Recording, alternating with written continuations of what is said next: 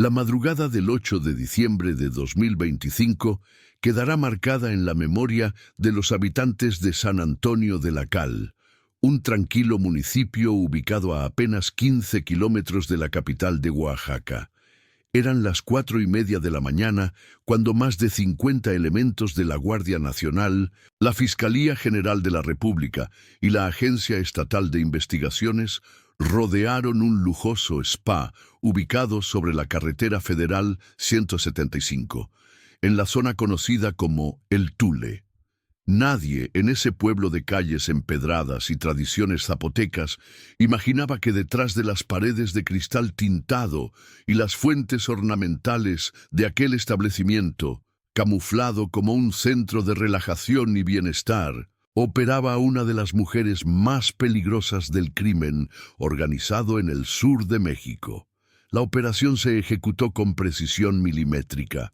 Vehículos tácticos bloquearon todos los accesos, francotiradores se posicionaron en azoteas cercanas y un helicóptero de la Marina sobrevoló la zona mientras los agentes irrumpían en el inmueble. Adentro, entre aromas de lavanda y esencias importadas, encontraron a Yolanda Ramírez Mendoza, de 42 años, conocida en el submundo criminal como la Madrina de Oaxaca, quien dirigía una célula delictiva responsable de al menos 18 secuestros en los últimos 8 meses, además de coordinar ejecuciones selectivas, extorsiones a comerciantes y el control de rutas de narcotráfico que conectan la Sierra Mazateca con la costa oaxaqueña. Si aún no te has suscrito al canal, este es el momento perfecto para hacerlo. Dale clic al botón de suscripción y déjanos en los comentarios desde qué ciudad o país nos estás viendo. Tu apoyo nos ayuda a seguir trayéndote las noticias más importantes y detalladas de todo México. El spa, registrado oficialmente como Azul Turquesa Wellness Center, había operado durante casi 2 años como fachada perfecta. Los registros municipales mostraban que el establecimiento ofrecía masajes, tratamientos faciales, terapias con piedras calientes y sesiones de aromaterapia. Tenía licencia vigente, pagaba sus impuestos puntualmente y hasta contaba con certificaciones de sanidad. La propietaria oficial era una mujer llamada Patricia Robles, quien resultó ser hermana de Yolanda y quien también fue detenida esa madrugada. Pero detrás de las salas de masajes y los vestidores con acabados de mármol, los investigadores descubrieron una realidad completamente distinta. En el sótano del inmueble, disimulado detrás de un falso closet de toallas, encontraron una sala de operaciones equipada con computadoras de última generación, radios de frecuencia encriptada, mapas de la región, marcados con rutas y puntos estratégicos, así como documentación que detallaba entregas de droga, pagos de cuotas y listas de personas marcadas para extorsión o secuestro. Había también 3 celulares desechables, conocidos como quemadores, y un cuaderno de pasta dura donde Yolanda registraba cada operación con letra pequeña y meticulosa, anotando fechas, montos de rescate cobrados y nombres en clave de sus colaboradores. La investigación que llevó a la captura de Yolanda Ramírez había comenzado 6 meses atrás, cuando familiares de un empresario textil de la ciudad de Oaxaca, secuestrado en abril de 2025, presentaron una denuncia formal ante la Fiscalía General del Estado. El hombre, de 54 años, había sido interceptado por un grupo armado cuando salía de su fábrica ubicada en la colonia Reforma, en plena zona industrial de la capital oaxaqueña. Los secuestradores exigieron un rescate de 3 millones de pesos y mantuvieron al empresario cautivo durante 12 días en una casa de seguridad ubicada en el municipio de Santa Cruz, Xococotlán. Durante ese tiempo, los familiares recibieron llamadas amenazantes en las que una voz femenina, fría y calculadora, les daba instrucciones precisas sobre cómo y dónde depositar el dinero. Esa voz, según análisis posteriores de la Fiscalía, pertenecía a Yolanda Ramírez. El empresario fue liberado después de que su familia pagó 2 millones de pesos, pero quedó marcado física y emocionalmente. En sus declaraciones ante el Ministerio Público, describió haber escuchado a sus captores mencionar el nombre de La Madrina en varias ocasiones, siempre con un tono de respeto mezclado con miedo. Decían que ella era quien daba las órdenes finales, quien decidía si alguien vivía o moría y quien manejaba todas las cuentas del dinero. A partir de ese testimonio, los agentes estatales comenzaron a rastrear llamadas telefónicas, movimientos bancarios y patrones de actividad criminal en la región. Pronto se dieron cuenta de que varios casos de secuestro reportados en los últimos meses compartían características similares. Todos los plagios ocurrían en horarios nocturnos o de madrugada, siempre en zonas poco transitadas. Los vehículos utilizados eran camionetas con placas sobrepuestas, y en todos los casos había una voz femenina al teléfono negociando los rescates. El patrón era tan evidente que los investigadores comenzaron a sospechar que detrás de toda esa ola delictiva había una sola mente organizadora. En junio de 2025, la Fiscalía solicitó apoyo a la Guardia Nacional y a la Fiscalía General de la República para implementar intervenciones telefónicas y seguimiento satelital. Fue entonces cuando el nombre de Yolanda Ramírez Mendoza apareció por primera vez en los informes de inteligencia. Yolanda había nacido en 1983 en un pequeño pueblo de la Sierra Mix llamado San Pedro y San Pablo Ayutla, enclavado entre montañas y caminos de terracería. Su familia era humilde. Su padre trabajaba como jornalero en los cafetales y su madre vendía tamales en el mercado del pueblo. Yolanda fue la mayor de 5 hermanos y desde niña mostró una inteligencia aguda y una personalidad dominante. A los 17 años se mudó a la ciudad de Oaxaca en busca de mejores oportunidades. Trabajó como empleada doméstica, mesera y vendedora de cosméticos antes de involucrarse, a mediados de los años 2000, con un grupo delictivo que operaba en la región de Valles Centrales. Su ascenso en la estructura criminal fue rápido. Los líderes del grupo, la mayoría hombres, se dieron cuenta de que Yolanda tenía una habilidad especial para negociar, para leer a las personas y para operar sin llamar la atención de las autoridades. Era discreta, meticulosa y, según varios testimonios, absolutamente despiadada cuando alguien la traicionaba o no seguía sus instrucciones al pie de la letra. Para 2015, Yolanda ya controlaba su propia célula delictiva, enfocada principalmente en secuestros y extorsiones.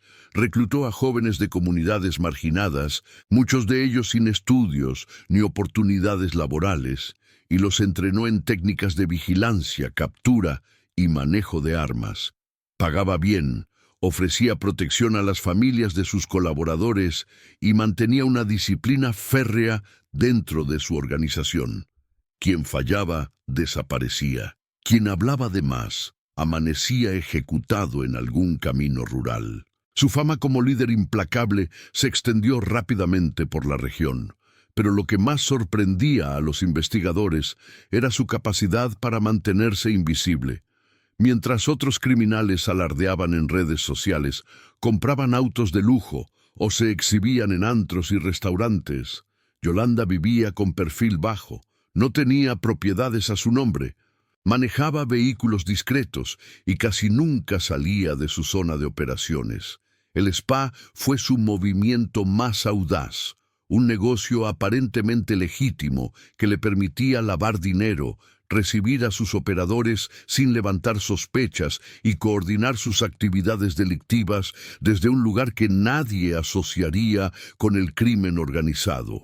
Los testimonios recabados durante la investigación pintan un retrato complejo de Yolanda Ramírez.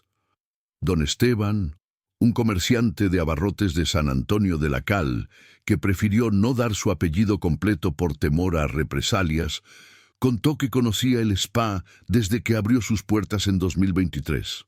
Yo veía movimiento raro a veces, dijo en una entrevista fuera de cámara. Camionetas grandes llegaban en la madrugada, bajaban gente y se metían rápido. Pero uno nunca dice nada, porque en estos tiempos es mejor hacerse el desentendido. Yo pensaba que tal vez eran proveedores o algo así, pero ahora que salió todo esto en las noticias, pues ya tiene sentido. Nunca imaginé que ahí estuviera pasando lo que pasaba. Doña Luz, una vecina que vive a 3 cuadras del spa, también compartió sus impresiones. A mí me parecía raro que ese negocio tuviera tan pocas clientas. Yo pasaba seguido por ahí y casi nunca veía a nadie entrando o saliendo. Una vez vi a una señora muy bien vestida bajándose de una camioneta negra con vidrios polarizados, pero eso fue todo. Pensé que era un lugar caro y exclusivo, de esos que solo la gente rica puede pagar. Jamás sospeché que fuera una tapadera para el narco. Uno de los elementos más reveladores del caso surgió cuando los agentes analizaron el contenido de las computadoras incautadas.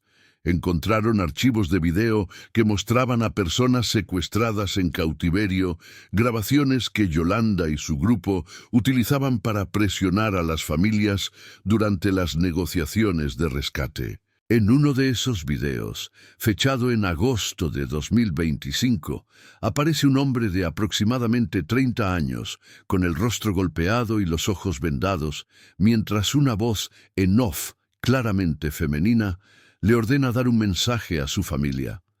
El hombre, tembloroso, suplica que paguen el rescate lo antes posible porque ya no aguanta más. La frialdad en la voz de Yolanda, identificada posteriormente por análisis forense de audio, es escalofriante. No grita, no amenaza con violencia explícita, pero la autoridad en su tono deja claro quién tiene el control absoluto de la situación. Además de los secuestros, la organización de Yolanda se dedicaba al cobro de piso a comerciantes de los mercados de Oaxaca, Tlacolula y Ocotlán. Los montos variaban dependiendo del tamaño del negocio, desde 500 pesos semanales para puestos pequeños hasta 10,000 pesos mensuales para negocios más establecidos. Quien se negaba a pagar recibía amenazas directas y en algunos casos sufrían atentados contra su patrimonio. En marzo de 2025, un pequeño restaurante de comida típica ubicado en el centro de Oaxaca fue incendiado en horas de la madrugada después de que su propietario se negó a pagar la cuota exigida. Afortunadamente no hubo víctimas mortales porque el negocio estaba cerrado, pero las pérdidas materiales fueron totales. El dueño, quien decidió no presentar denuncia formal por miedo a represalias, comentó en privado a un periodista local: "Me dijeron que si no pagaba iban a quemar mi negocio. Yo pensé que eran amenazas vacías, pero no lo eran. Perdí todo en una noche. Ahora sé que fue gente de la madrina, pero en ese momento no sabía quién era ella ni qué poder tenía". El negocio del narcotráfico también formaba parte del portafolio criminal de Yolanda. Según los informes de la Fiscalía General de la República, su célula controlaba una ruta que conectaba la Sierra Mazateca, zona productora de hongos alucinógenos y marihuana, con la costa de Oaxaca, específicamente con el puerto de Salina Cruz, desde donde la droga se embarcaba hacia otros estados del país y eventualmente hacia Centroamérica. Yolanda no producía la droga, pero coordinaba su transporte y distribución. Tenía acuerdos con productores locales y con células de otros grupos criminales que operaban en estados vecinos como Veracruz y Puebla. Los cargamentos se movían en vehículos particulares, muchas veces en autos compactos, que no levantaban sospechas en los retenes carreteros. Los conductores, en su mayoría jóvenes sin antecedentes penales, recibían entre 5,000 y 10,000 pesos por viaje. Si eran detenidos, tenían instrucciones de no mencionar a Yolanda bajo ninguna circunstancia. Muchos preferían cumplir condenas cortas en prisión antes que delatar a la organización, sabiendo que las represalias serían mortales. La violencia escaló dramáticamente en septiembre de 2025, cuando Yolanda ordenó la ejecución de 3 hombres en el municipio de Cimatlán de Álvarez. Las víctimas, identificadas como integrantes de una banda rival que intentaba disputarle el control de ciertas rutas de extorsión, fueron encontradas sin vida en un camino de terracería que conecta Cimatlán con San Pablo Huixtepec. Los cuerpos presentaban múltiples impactos de bala y uno de ellos tenía signos de tortura. Junto a los cadáveres, los asesinos dejaron una narcomanta con un mensaje claro: esto les pasa a los que quieren meterse donde no les toca. Aquí manda la madrina, y quien no entienda va a terminar igual. El mensaje causó terror en la región. Los habitantes de Cimatlán, un pueblo dedicado principalmente a la agricultura y la alfarería, no estaban acostumbrados a ese nivel de violencia. Durante semanas, la vida cotidiana se paralizó. La gente evitaba salir de noche. Los comercios cerraban temprano y el ambiente de miedo era palpable en cada rincón del municipio. María Elena, una maestra de primaria que trabaja en Cimatlán, describió cómo cambió la atmósfera del pueblo después de esas ejecuciones. Nosotros siempre hemos sido gente tranquila, trabajadora. Aquí nunca pasaba nada grave. Pero desde que aparecieron esos cuerpos, todo cambió. Los niños en la escuela estaban asustados. Algunos padres dejaron de mandarlos a clases por miedo. Yo misma sentía terror cada vez que regresaba a mi casa en la tarde. Veías patrullas pasar, pero la gente sabía que la policía no podía hacer mucho contra gente tan poderosa como la madrina. Se hablaba de ella en voz baja, como si mencionarla en voz alta fuera a traer mala suerte. Los investigadores también descubrieron que Yolanda tenía vínculos con autoridades locales. En su cuaderno de registros había anotaciones que hacían referencia a pagos mensuales, a contactos en nómina. Aunque los nombres estaban cifrados con iniciales y códigos, el análisis cruzado de fechas y montos permitió a los agentes identificar al menos a 2 policías municipales de San Antonio de la Cal y a un funcionario de la presidencia municipal que presuntamente recibían sobornos a cambio de información sobre operativos y movimientos de las fuerzas de seguridad. Estos 3 individuos fueron detenidos días después de la captura de Yolanda y enfrentan cargos por cohecho y asociación delictuosa. Uno de ellos, un policía de 38 años con 15 años de servicio, confesó durante su declaración ministerial que recibía 5,000 pesos quincenales para alertar a Yolanda sobre revisiones de carreteras o cateos programados. Yo solo pasaba información, dijo el oficial. Nunca participé directamente en los secuestros ni en las ejecuciones, pero sé que lo que hice está mal. Necesitaba el dinero para mantener a mi familia, pero ahora entiendo que no hay justificación para lo que hice. El operativo que culminó con la detención de Yolanda fue el resultado de meses de vigilancia encubierta. Los agentes utilizaron cámaras ocultas instaladas en postes de luz cercanos al spa, drones que sobrevolaban la zona en horarios nocturnos y hasta un agente infiltrado que logró ser contratado como personal de limpieza en el establecimiento. Este último, cuya identidad permanece protegida por razones de seguridad, proporcionó información invaluable sobre los horarios de llegada de Yolanda, las personas con las que se reunía y la distribución interna del edificio. Gracias a esos datos, los comandantes del operativo pudieron planificar cada detalle de la intervención. Sabían que Yolanda siempre estaba acompañada por al menos 2 guardaespaldas armados, que nunca pasaba más de 48 horas consecutivas en el spa y que solía cambiar de vehículo con frecuencia para evitar ser rastreada. La madrugada del 8 de diciembre fue elegida porque, según los informes de inteligencia, Yolanda había citado a varios de sus operadores para una reunión urgente.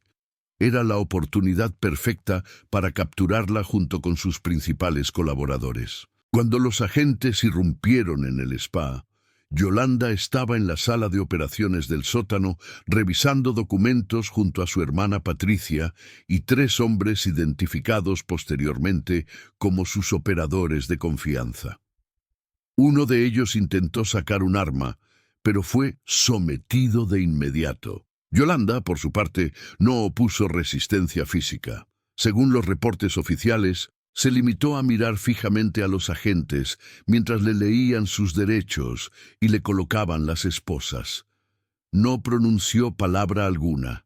Su rostro, descrito por testigos como sereno y desafiante, no mostraba rastro de miedo o sorpresa. Los elementos de la fiscalía interpretaron esa actitud como una demostración de que Yolanda sabía que eventualmente este momento llegaría, pero había decidido disfrutar del poder mientras le durara. En total, fueron detenidas 8 personas esa madrugada. Yolanda Ramírez Mendoza, su hermana Patricia Robles, los 3 operadores encontrados en el sótano y 3 empleados del spa que, según las investigaciones preliminares, estaban al tanto de las actividades ilícitas y facilitaban el acceso de personas armadas al inmueble. Además, se aseguraron 4 vehículos, 3 de ellos con reporte de robo, y se decomisaron 17 armas de fuego de diversos calibres, incluyendo 2 rifles de asalto AR-15 y varias pistolas escuadra. También se encontraron más de 200,000 pesos en efectivo ocultos en una caja fuerte empotrada en la pared del sótano, así como documentación falsa, credenciales de elector apócrifas, licencias de conducir con nombres falsos y pasaportes que Yolanda presuntamente utilizaba para moverse entre estados sin ser identificada. Los días posteriores a la captura de Yolanda estuvieron marcados por una serie de detenciones complementarias en distintos municipios de Oaxaca. La Fiscalía, con la información extraída de las computadoras y del cuaderno de registros, logró ubicar a otros 11 integrantes de la organización, incluyendo a los responsables directos de varios secuestros. Uno de ellos, un hombre de 26 años conocido como El Chivo, fue detenido en Tlacolula de Matamoros cuando intentaba abordar un autobús con destino a Veracruz. En su mochila llevaba 30,000 pesos en efectivo y un teléfono celular con mensajes que lo vinculaban directamente con 2 plagios ejecutados en julio y agosto de 2025. Durante su declaración, El Chivo admitió haber participado en al menos 5 secuestros bajo las órdenes de Yolanda. Ella era la que decidía todo, dijo. Nosotros solo seguíamos instrucciones. Nos decía a quién agarrar, cómo hacerlo y cuánto pedir de rescate. Si algo salía mal, la culpa era nuestra y las consecuencias también. Ella nunca se ensuciaba las manos directamente, pero todos sabíamos que si la traicionábamos, nos mataban. Otro detenido fue Javier Cortés, de 31 años, quien operaba como el enlace de Yolanda con los productores de droga en la Sierra Mazateca. Javier fue capturado en su domicilio en el municipio de San José Tenango, donde los agentes encontraron 25 kilos de marihuana empaquetada y lista para su distribución. Javier también tenía en su poder un rifle calibre 223 y municiones. En su declaración, explicó que trabajaba para Yolanda desde hacía 3 años y que su función era coordinar los puntos de entrega de la droga entre los productores serranos y los transportistas que la movían hacia la costa. Yo ganaba bien, confesó. Me pagaban 5,000 pesos por cada cargamento que llegaba completo. Nunca vi a la madrina en persona, solo hablaba con ella por teléfono o por mensajes. Era muy estricta, siempre exigía puntualidad y que no hubiera errores. Si algo se perdía o alguien hablaba de más, sabíamos que las cosas podían ponerse feas. La noticia de la captura de Yolanda Ramírez generó reacciones mixtas en Oaxaca. Por un lado, hubo alivio entre comerciantes, transportistas y familias que habían vivido bajo la sombra del miedo durante meses. Muchos celebraron el operativo y expresaron su esperanza de que la situación de inseguridad mejorara ahora que la líder de la organización estaba tras las rejas.